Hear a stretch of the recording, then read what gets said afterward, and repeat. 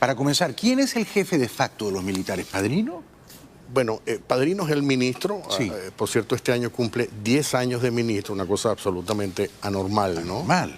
Es una persona que está profundamente cuestionada. Ahí, No es respetado no es respetado. por sus subordinados. Y por el país entero. Y por el país, exacto. Pero al mismo tiempo también hay, por ejemplo, una cosa es el ejército, digamos, la Fuerza Armada como tal, pero tienes la Guardia Nacional, por ejemplo, que es un cuerpo Poderoso, ¿no? poderoso, que está en la calle, Claro. que está en las alcabalas, en las carreteras, y que no necesariamente tiene, digamos, el liderazgo de Vladimir Padrino. Comprendo. Y entonces aquí pudiera perfectamente producirse una... Y luego tienes el problema de los mandos medios, que es un gran enigma, siempre lo fue. Claro. Es una gente que ha sido maltratada, ¿no? Que ha sido pisoteada. Por ejemplo, hay promociones, no quiero entrar en los detalles de eso, pero hay promociones que por el hecho de que no estaban conectados, entonces los relegaron, Sí. gente que no ascendieron. Sí. Hay mucho resentimiento en esos cuadros, ¿no? Que son los que al final del día manejan la soldadesca, manejan todo, digamos, la operatividad de una Fuerza Armada para frenar o actuar. Es muy importante lo que estás diciendo. Sí. Porque eso significa entonces que, digamos, los generales leales a Maduro no necesariamente tienen todo el control de la soldadesca, de la tropa. No tienen todo el control. No tienen. No. Y fíjate, es una cosa que es importante decirlo. Maduro, nominalmente, Vladimir Padrino tiene un salario de $8, ¿no? Oficialmente. Al mes, ¿no? Al mes, sí. Aunque usa un reloj de $12.000 y vive una vida que, por supuesto, Qué grosería. no alcanza. Claro. Entonces, para Maduro poder mantener las lealtades, no pienses que se trata de, digamos, un convencimiento ideológico. Los generales no están convencidos, o sea, esto no es un tema de solidaridad por el hecho de que yo quiero ser revolucionario, Sí. Chávez, etcétera, sino porque hay dinero. Claro. Entonces, Maduro les paga, ¿no? El problema es que el dinero no alcanza para todo. Claro. Y se queda arriba en ese alto mando y en esos mandos que no transmiten todo eso. Entonces, es un problema, ¿no? Eso Porque... genera resentimiento de los mandos medios, como tú decías. Y de los bajos también. Y en los bajos también. Ahora, tú decías plan B. ¿Cuál sería el plan B de Maduro? ¿A dónde escaparía Maduro si tuviera que irse? Mira, uno diría Cuba. Cuando hubo digamos, el intento de sacar a Maduro en el 2019, Sí. Esto viene el propio vicepresidente de Estados Unidos en ese momento, que era Mike Pence. ¿Estamos hablando del 30 de abril? No, sí, el 30 de abril de 2019. Leopoldo, Guaidó, Christopher Figueras. Eso. Sí, exacto. Mike Pence dijo públicamente que que Maduro, para el momento que se produce en la mañana que sale Leopoldo López con Guaidó afuera en la calle, que ya Maduro en ese momento estaba montado en un avión listo para salir. Wow. En el aeropuerto de Maiquetía, que es el aeropuerto internacional de Caracas. Wow.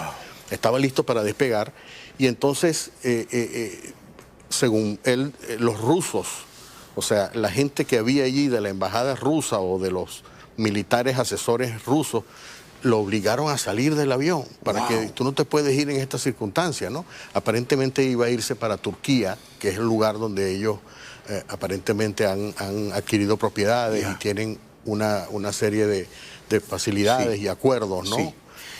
Y entonces... los rusos lo convencieron de no huir. Y la fuente es Mike Pence. Mike Pence nada menos. Y yo he hablado el otro día con Javier Moro, un gran periodista español que entrevistó largamente a Leopoldo López, y él me decía que cuando Leopoldo llega por fin a España, hombre libre, se reúne con Pedro Sánchez y Sánchez le pregunta, ¿pero por qué Maduro está en el poder? Y Leopoldo le dice, los rusos. Y además los turcos y los chinos y los iraníes, pero principalmente los rusos. Ahora, yo no sé si los rusos en este momento, porque en ese momento no estaba la guerra con Ucrania. Ahora están distraídos. Distraídos y además lo que pasa es que haría falta, digamos, una presencia masiva que no existe, no va a haber, no hay dinero tampoco para pagarla, para poder detener una avalancha que puede venirse encima, ¿no? Y Cabello, Diosdado Cabello, ¿qué haría en esa circunstancia? ¿Es creíble para ti una hipótesis en la cual Diosdado Cabello ve la oportunidad de guillotinar a Maduro y de convertirse él en el jefe? Mira, cuando tú ves todo lo que está pasando en el chavismo es una pelea a cuchillo. A cuchillo. ¿No? A cuchillo. Este quiere guillotinar al otro, el otro también quiere y quieren entregarse. Ha habido varios intentos de Maduro, con ayuda de los cubanos, de entregar a Diosdado a los americanos. Nada menos, ¿ah? Y al revés, ¿no? Y al revés. Entonces, esa pelea hay.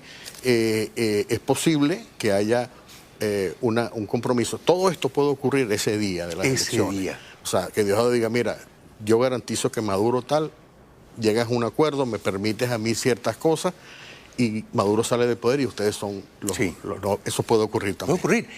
Con lo cual, entonces, si te leo bien, María Corina Machado ha acertado en insistir por la vía electoral, porque solo la vía electoral podría, digamos, provocar esa tensión, ¿verdad? Mira, a mí me parece la jugada que ha hecho María Corina en los últimos meses una jugada maestra desde cualquier punto de vista. ¿Por qué? Cuéntanos. El régimen no tiene excusas, ¿no? O sea, ella no le ha dado, digamos, elementos para decir, mira, yo quiero ser... No, ella quiere la vía electoral también, igual que tú. Correcto. ¿No?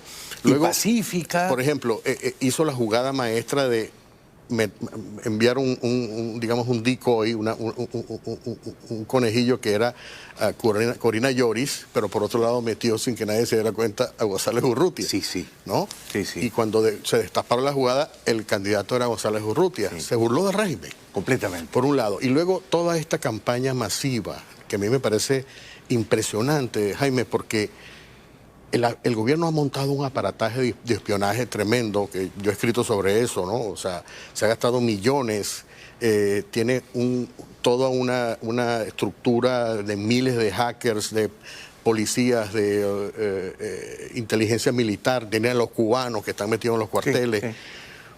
Y sin embargo, ellos no han sido capaces de anticipar las jugadas de María Corina. Les ha ganado la jugada. Les ha ganado la jugada, pero de una manera increíble. Sí. Y luego otro elemento que es muy importante es que la conexión de María Corina Machado con la gente, ni siquiera Chávez la tenía, ¿no? O sea, María Corina es un fenómeno sin precedentes. Sin precedentes. Pero porque hay una conexión espiritual. Exacto, es espiritual, exactamente. No es política. No lo es. No es sino es...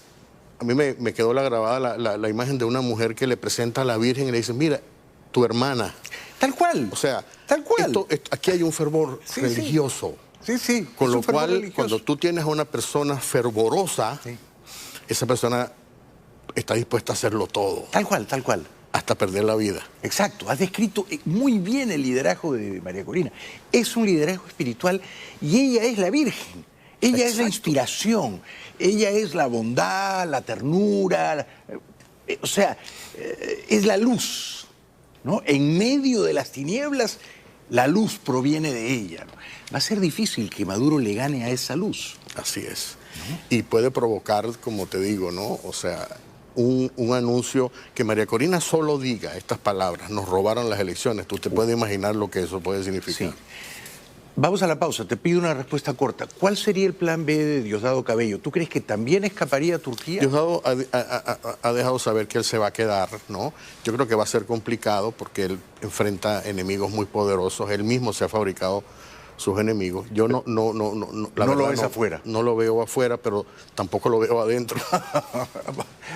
Vamos a suponer, es el escenario que yo me temo va a ocurrir, ¿no?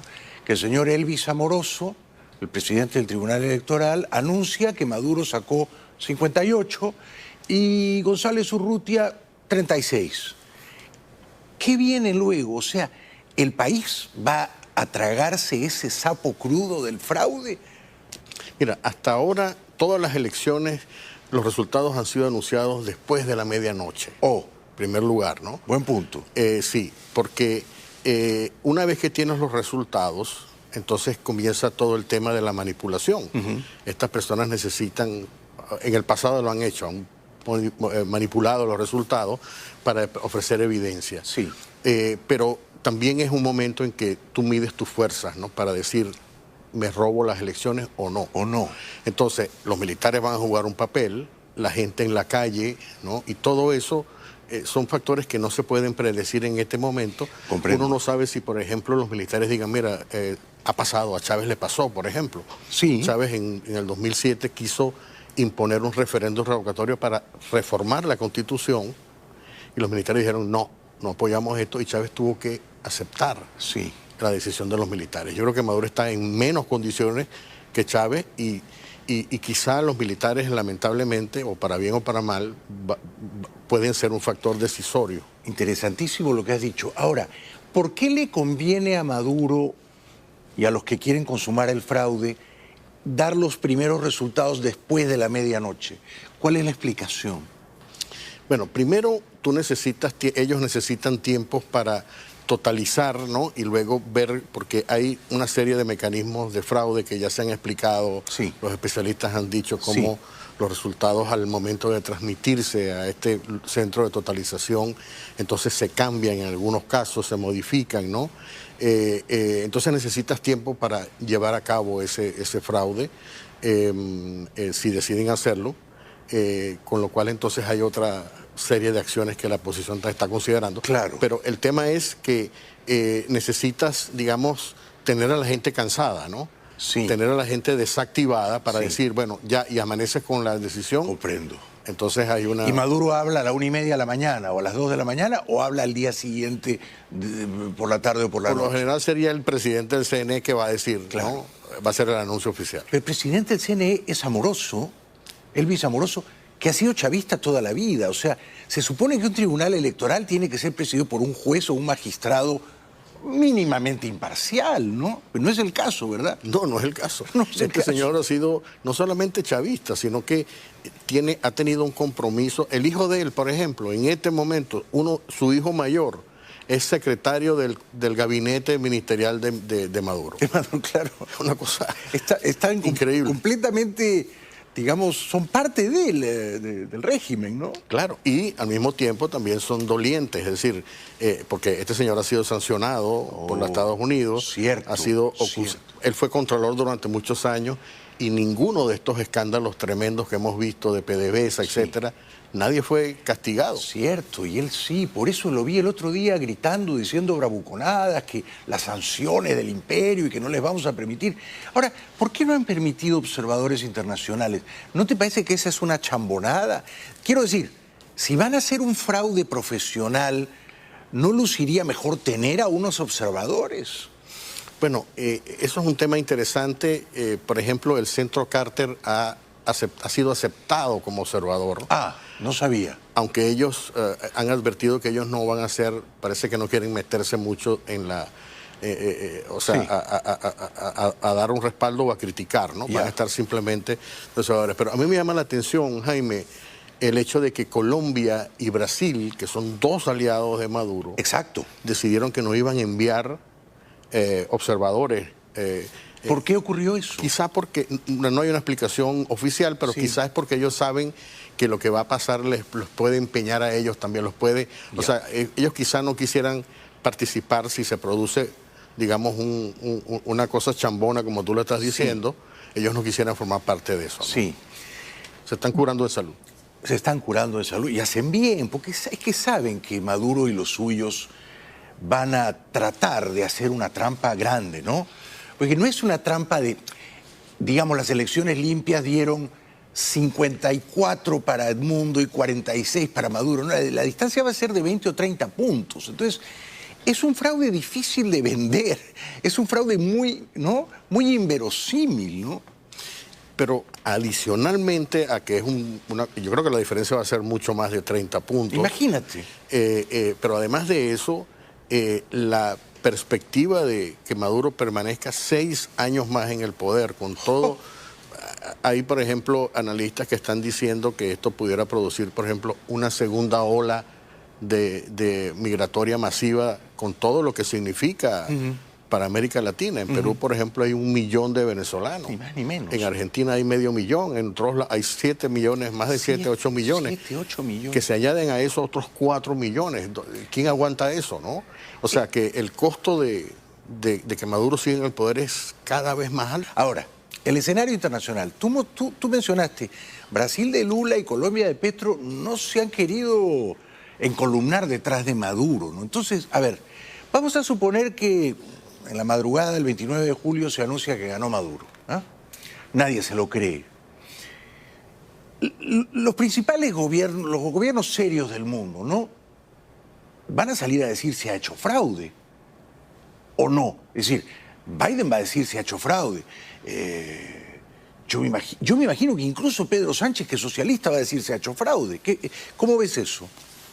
Mira, en el caso de Lula, por ejemplo, en Brasil, a mí me llama la atención que Lula, cuando había el rumor de que el régimen quería cancelar la candidatura de González Urrutia, entonces Lula, y por cierto, Petro también, los dos, casi que al unísono dijeron, sería un desastre que ustedes cancelen esa candidatura, lo cual fue un gran espaldarazo, ¿no? Muy importante, porque el régimen entendió, oye, estos son dos aliados que nos están pidiendo, ¿no?